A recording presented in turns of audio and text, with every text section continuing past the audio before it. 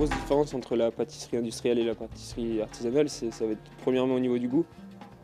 Au niveau du goût, on ne retrouvera jamais un goût artisanal, un beurre frais, des matières premières fraîches, qu'une framboise congelée, une framboise fraîche, ça va rien avoir. Alors moi je suis Prosper Arsoni, j'ai 21 ans, je suis pâtissier et j'aime ça, c'est cool. Vraiment ça me plaît. Ça fait 4 ans que je fais ça. C'est joué en seconde, moi j'étais en troisième au collège.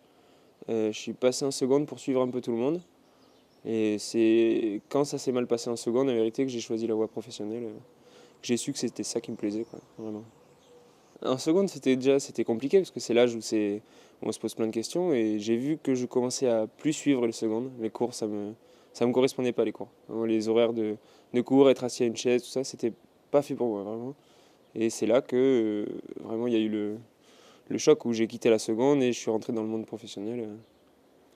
C'était un peu flou pour moi, mais j'ai choisi cette voie parce que l'autre me correspondait pas du tout.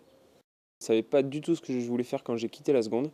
Je me suis retrouvé pendant un bon mois à divaguer entre plusieurs activités et j'ai choisi la pâtisserie de par un ami qui faisait ça, qui touchait un salaire.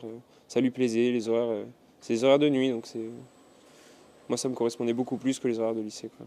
C'est surtout ça, je voyais qu'il s'épanouissait vraiment, qu'il était content d'aller au travail, de faire ce qu'il faisait et qu'il occupait ses journées comme ça, quoi. Vraiment, il était passionné par ce métier et j'ai voulu essayer. Et c'est vrai que quand on se met dedans, on devient vite accro à ce métier. C'est un métier voilà, on peut faire mille et une choses.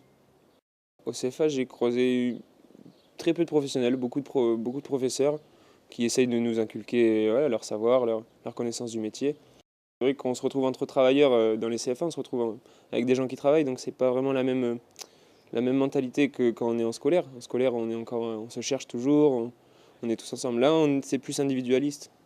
Le monde du travail, on rentre vraiment dans le monde du travail quand on entre au CFA, quoi. Mais la journée type, elle commence à 3 heures du matin déjà. Donc c'est le café direct, on prend la voiture, on va au travail. Et puis dès que ça commence, dès qu'on entre dans la boulangerie, on sent la pâtisserie, on sent l'odeur des croissants. Ça me réveille, moi directement, j'oublie que j'étais au lit il y a 5 minutes et je suis dans la journée du boulot. Ce boulot, il apprend plein de choses. La rigueur, par exemple, pour se lever tous les jours, à la même heure, tous les jours. Et il apprend beaucoup de choses, vraiment. C'est un métier, mais ça m'aide aussi dans la vie à me tenir à certains objectifs, Ouais, c'est pour ça que j'aime ce métier, ouais. Moi, ce qui m'intéresse vraiment dans l'avenir, c'est le voyage. Le voyager grâce à mon métier. Parce qu'en tant que pâtissier français, de plus, on a des formations qui sont quand même exceptionnelles. Il y a nulle part ailleurs dans le monde, on a des formations comme ça. Et on a de l'or dans les mains. On peut voyager sur n'importe quel continent.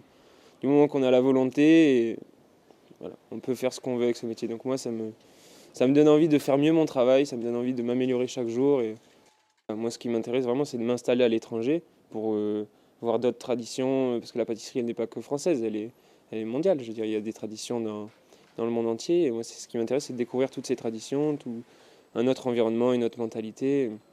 On peut partir sur... oui, le mieux, c'est peut-être le Québec pour les Français pour démarrer. Le Québec, c'est intéressant parce qu'on est bien reçu. Dans 10 ans, moi, je me vois avoir des responsabilités, vraiment. Si possible, monter mon affaire à l'étranger, j'aimerais beaucoup.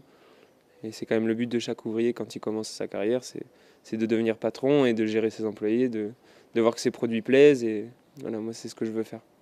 Vraiment, dans l'avenir, je veux monter mon entreprise et vivre de cette entreprise.